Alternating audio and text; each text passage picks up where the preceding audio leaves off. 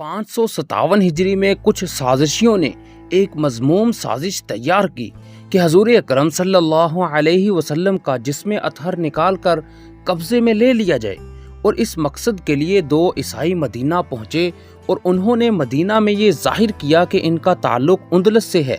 اور وہ مراکش کے باشندے ہیں۔ یہ دونوں مسجد نبوی کے باہر اس مقام پر ٹھہرے جہاں سے حضور اکرم صلی اللہ علیہ وسلم کی قبر مبارک قریب تھی۔ یہ دونوں دن بھر صدقہ و خیرات کرتے رہتے اور اس طرح انہوں نے وہاں پر خود کو بہت نیک اور متقی شخص ظاہر کیا۔ در حقیقت یہ دونوں عیسائی ایک مذموم سازش کو عملی جامہ پہنانے میں مصروف تھے، اور جب لوگ سو جاتے تو یہ دونوں ایک خفیہ سرنگ کھود رہے تھے، اور اس کا رخ روضہ رسول صلی اللہ علیہ وسلم کی طرف تھا، اور اس کی کھدائی کے دوران جو مٹی نکلتی یہ اس کو چمڑے کے تھیلوں میں بھر کر قریبی قبرستان جنت البقیع میں ڈال آتے۔ جب ان کو یقین ہو گیا کہ اب وہ روضہ رسول صلی اللہ علیہ وسلم کے قریب پہنچ گئے ہیں تو رسول اکرم صلی اللہ علیہ وسلم کا جسم اطہر نکالنے کے لیے سازش تیار کرنے لگے کہ اس کو کس طرح منتقل کیا جائے۔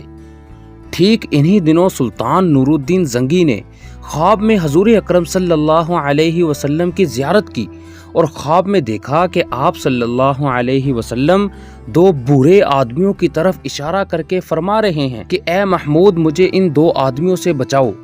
نور الدین زنگی گھبرا کر اٹھا اور پھر نماز پڑھ کر سو گیا، لیکن لگاتار 3 مرتبہ پھر یہی خواب دیکھنے پر پریشان ہوا اور اپنے وزیر جمال الدین کو طلب کیا اور اس کو تفصیل سنائی، تو اس نے نور الدین زنگی کو فوری طور پر مدینہ منورہ روانہ ہونے کا مشورہ دیا۔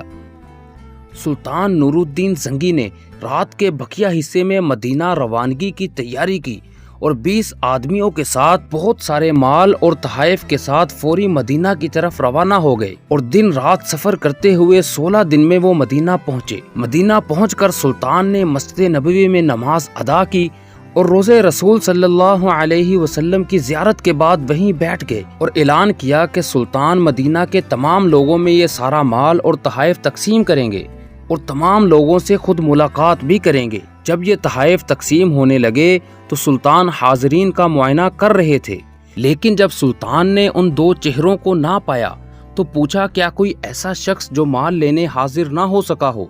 لوگوں نے جواب دیا کہ کوئی باقی نہیں رہا، ہاں البتہ 2 ایسے لوگ ہیں جو ہر وقت عبادت میں مصروف رہتے ہیں، وہ ابھی تک اس مجلس میں حاضر نہیں ہوئے۔ تو سلطان نے حکم دیا کہ ان کو میرے پاس لاؤ۔ لوگوں نے جب ان دونوں کو حاضر کیا تو سلطان دیکھتے ہی پہچان گیا کہ یہ دونوں وہی آدمی ہیں جن کی طرف حضور صلی اللہ علیہ وسلم نے اشارہ کیا تھا۔ سلطان نے ان سے دریافت کیا تم کہاں کے رہنے والے ہو؟ انہوں نے جواب دیا ہم مراکش کے رہنے والے ہیں اور حج کی نیت سے آئے تھے،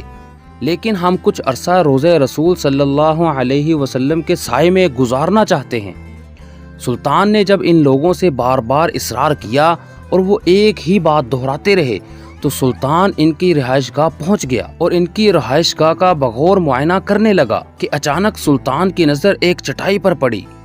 جب اس کو اٹھا کر دیکھا تو اس کے نیچے ایک تازہ کھودی ہوئی سرنگ تھی جو سیدھی قبر نبوی صلی اللہ علیہ وسلم کی طرف جا رہی تھی۔ جب اہل مدینہ نے یہ منظر دیکھا تو ان پر دہشت طاری ہو گئی، کیونکہ ان دونوں اشخاص سے متعلق ان کا اعتقاد نہایت اچھا تھا۔ جب ان مجرموں کی ساری حقیقت بے نقاب ہو گئی تو سلطان نے ان کی گردن قلم کرنے کا حکم نامہ جاری کر دیا۔ پھر سلطان نے حکم دیا کہ روضہ رسول کے ارد گرد خندق کھودی جائے اور اس میں سیسا پگھلا کر ڈال دیا جائے تاکہ آئندہ کوئی بھی بدبخت ایسی سازش نہ کر سکے۔